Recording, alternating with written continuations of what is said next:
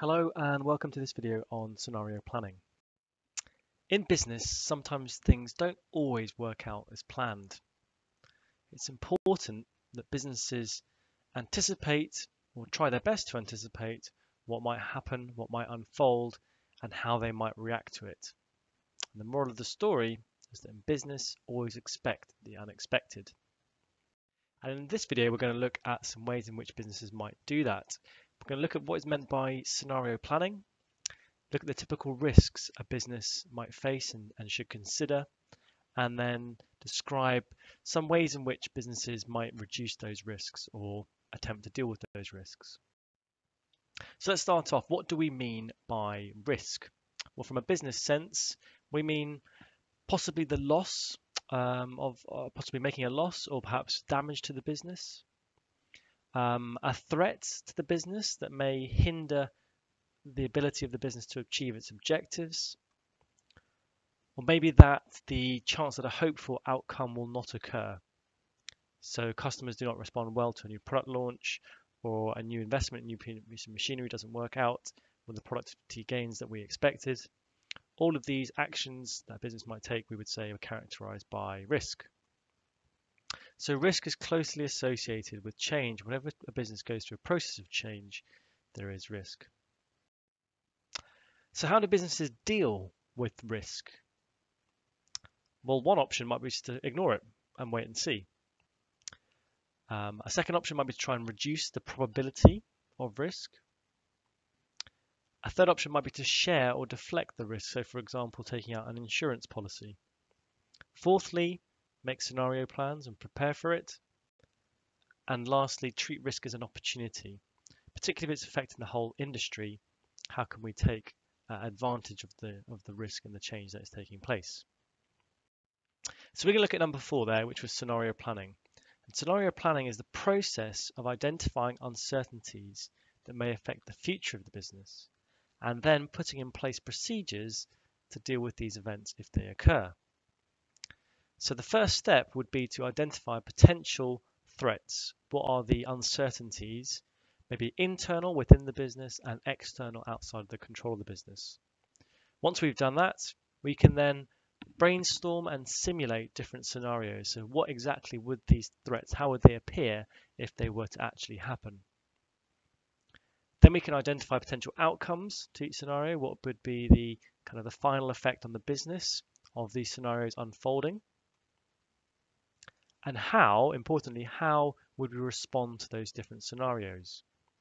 And once we've done that for all the threats, how they might turn out and how we might respond, we can then prioritize which are the most likely scenarios that we think are going to occur, and then we can implement and rehearse the procedures that we came up with to respond to those scenarios, so that if they do happen, the business is well prepared to respond in the ways that have been planned.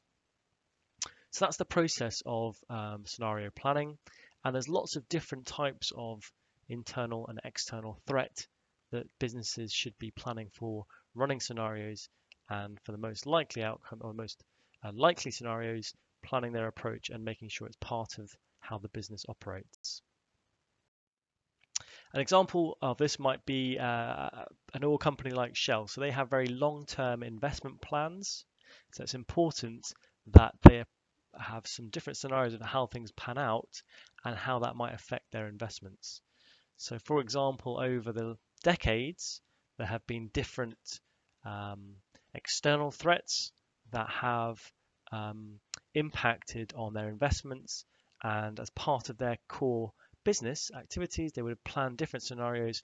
If there is, a rise in environmental concerns linked to CO2, how is that going to affect our business? How would we respond? If there is a recession, how would that affect our business? How are we going to respond? So what the most likely scenarios at any given point in time, to be planning for those and rehearsing how they would respond. So we looked at scenario planning. Let's look at some of the typical risks a business might face. Well, there's lots of different risks potentially that a business could face at any moment in time, but we're going to pick out 3 key risks that we need to be aware of. And that is, first of all, natural disasters. So that can be very disruptive to supply chains, to For large international businesses, very much in a particular market, then that can be very disruptive. The second one is IT systems failures. Applies to nearly every business, but if you imagine if you lost access to all your email, your social media, your ordering systems, you personally, that would be quite a big negative impact on you, quite a big risk. If it happens for a business, even more so. So it's important that they consider that as a key risk: threat of cyber attacks, loss of data, no longer be able to function. And the final one is what happens if key staff leave. What happens if the chief executive gets another job somewhere else, and with them we lose our leadership, our vision, our goals, maybe some people with key skills within the business. If they leave, how are we going to deal with that risk? And that's what we're going to look at next, how businesses might reduce those risks. And any attempt by a business to reduce or eliminate risk we call risk mitigation. And that would normally be through a process of identifying what the risk is, assessing how significant that risk, and then prioritizing which risks should we be dealing with. And there are three areas in which businesses might look to mitigate risk. The first one is to ensure business continuity. The second one is succession planning. And the third one is contingency planning. So these are important key terms we get down on the next few slides. So first of all, what is meant by business continuity? Business continuity is when a business continues to operate following a period of disruption. So it's important that businesses plan and focus on the risks that might disrupt their activities. So can they ensure that the business continues to stay active? So for example, identifying alternative locations for production, perhaps, if struck by a natural disaster. Or perhaps making sure that they've got their data backed up in the event of an IT systems failure so that the business can continue. So that'd be one area of important risk mitigation. The second one is succession planning, and that is to do with the workforce and the key risk of what happens if staff leave. So this would be part of an HR strategy, and possibly what they could do is use work shadowing, where other members of staff follow the key member of staff to kind of learn about what they're doing, or maybe through a process of staff appraisals. The business could share their expectations for what they want the member of staff to be able to do, and train them so that if the key member of staff was to leave, a colleague could step in and take up the reins. Finally, contingency planning. Contingency planning is the process by which organizations try to prepare for unexpected and potentially disastrous events by developing alternative strategies. So kind of having a bit of a plan B if something goes wrong. What is our contingency plan? And this can be valuable to the business. It gives them a sense of security that we've planned what's going to happen. If anything goes wrong, we'll be okay. It can limit the damage of particular events, speed up the recovery process to a business if something goes wrong, and it can be a large part of staff training. What do we do to enact our contingency plan? However, it can be quite costly and time consuming.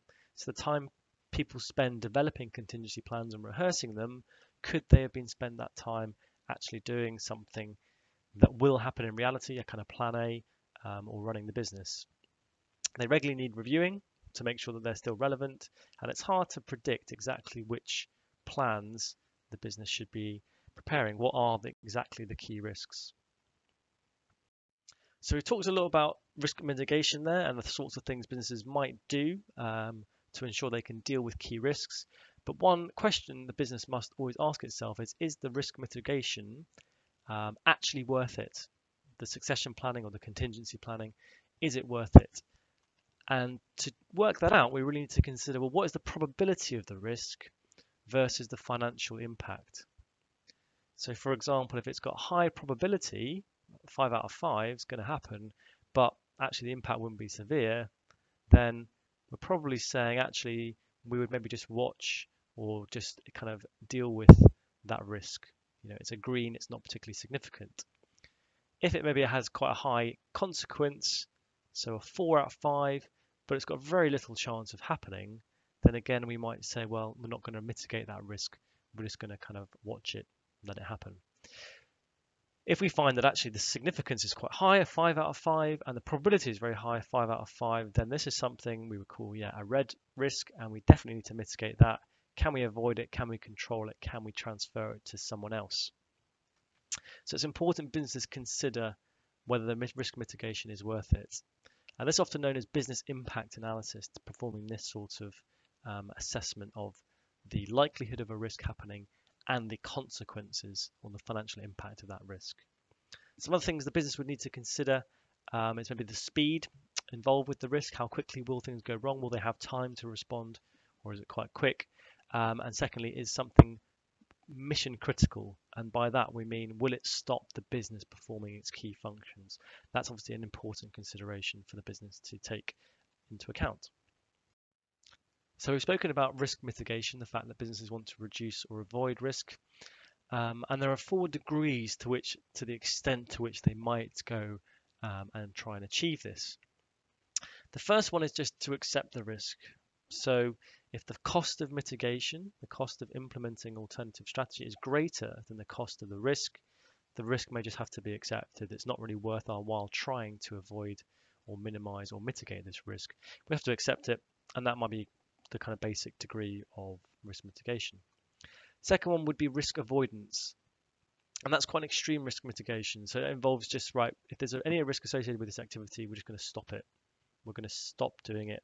That is going to be a quite extreme degree of risk mitigation. The most common strategy perhaps is risk limitation. So reducing the risk but having some mitigation strategy in place. So we would try and quantify the risk and say, right, yep, there's a risk there, but these are the things we would do if it was to materialize. And the final one is actually to say, well, here's a risk that we can actually transfer to someone else. So we talked about IT systems earlier failing. That risk could be transferred potentially to a third party, an IT company whose responsibility is to back up your service, for example. So there is different degrees to risk mitigation, quite extreme ones where you don't mitigate at all, and extreme ones where you completely mitigate by not doing anything associated with that risk. The most common one is to try and limit the risk by having an alternative strategy in place, or perhaps the business might be able to transfer the risk to someone else. So in this video, we've looked at what is meant by scenario planning. We've looked at the typical risks a business might face, and we've discussed different approaches, different strategies a business might use to reduce those risks. That's it. Thanks for listening.